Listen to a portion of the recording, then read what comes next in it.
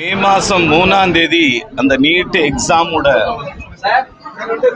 அந்த question paper leak ஆனதுனால இந்த தேர்வு இந்த மாதம் தள்ளி வைக்கப்பட்டிருக்கிறது. அதனால இன்ஜினியரிங் காலேஜஸ் அட்மிஷன் தள்ளி வைக்க முடியுமான்னு நீங்க ஒரு கேள்வி கேட்குறீங்க. கண்டிப்பா உயர்கல்வித்துறையினுடைய செயலரோடு கலந்து ஆலோசித்து இன்றோ அல்லது நாளையோ எனது முடிவை நான் அறிவிக்கிறேன். எனக்கு என் மாவட்டத்துக்கு வந்திருக்கிற என்னுடைய பத்திரிகை நண்பர்கள், என்னுடைய நீண்டகால நண்பர்கள், உங்களெல்லாம் பார்க்கறதுல எனக்கு ரொம்ப சந்தோஷம். இது ஒரு வரமா நான் நினைக்கிறேன். இந்த கிராமத்துல பிறந்து இந்த மாவட்டத்துல பிறந்த எனக்கு உயர்கல்வித்துறையினுடைய அமைச்சராக மாண்புமிகு முதல்வர் அவர்கள் திரு சி. ஜோசப் விஜய் அவர்களும், காங்கிரஸ் கட்சியினுடைய தலைவர் என் அன்பிற்கினிய தலைவர் ராகுல் காந்தி அவர்களும் என்னை நியமித்திருக்கிறார்கள். இந்த துறை ஒரு டிரான்ஸ்பரண்டான துறையாக செயல்படும். இந்த துறையில் எந்த தவறுகளும் குளறுபடிகளும் நடக்காத அளவிற்கு நாங்கள் மிக கவனமாக இந்த உயர்கல்வித்துறையை செயல்படுத்துவோம். இதுதான் கடலூர்ல இருக்கிற செய்தி. நான் பல்கலைக்கழகம் போறேன். அண்ணாமலை பல்கலைக்கழகத்தினுடைய ஆய்வு இருக்கு. அண்ணாமலை பல்கலைக்கழகத்தின் ஆய்வு முடித்த பிறகுதான் நான் பத்திரிகை நண்பர்களை சந்திக்கிறேன்.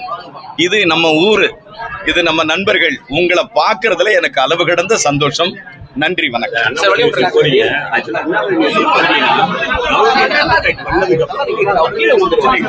அதெல்லாம் பார்க்க போறேன், அதெல்லாம் ஆய்வு பண்ண தான் போறேன்.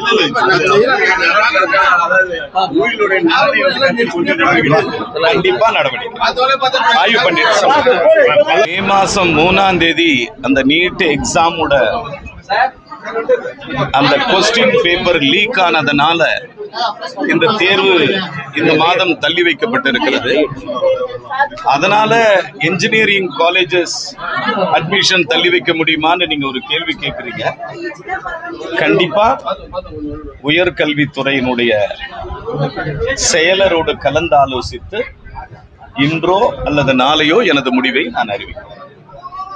எனக்கு என் மாவட்டத்துக்கு வந்திருக்கிற என்னுடைய பத்திரிகை நண்பர்கள், என்னுடைய நீண்டகால நண்பர்கள், உங்களெல்லாம் பார்க்கறதுல எனக்கு ரொம்ப சந்தோஷம். இது ஒரு வரமா நான் நினைக்கிறேன். இந்த கிராமத்துல பிறந்து இந்த மாவட்டத்துல பிறந்த எனக்கு உயர்கல்வித்துறையினுடைய அமைச்சராக மாண்புமிகு முதல்வர் அவர்கள் திரு சி. ஜோசப் விஜய் அவர்களும், காங்கிரஸ் கட்சியினுடைய தலைவர் என் அன்பிற்கினிய தலைவர் ராகுல் காந்தி அவர்களும் என்னை நியமித்திருக்கிறார்கள். இந்த துறை ஒரு டிரான்ஸ்பரண்டான துறையாக செயல்படும்.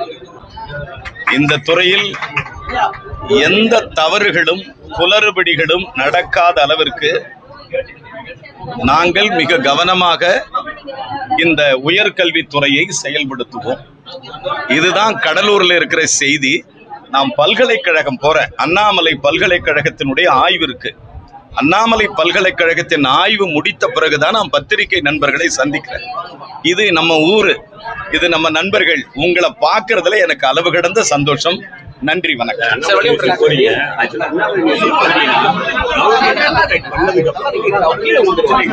அதெல்லாம் பார்க்க போறேன், அதெல்லாம் ஆய்வு பண்ண தான் போறேன்.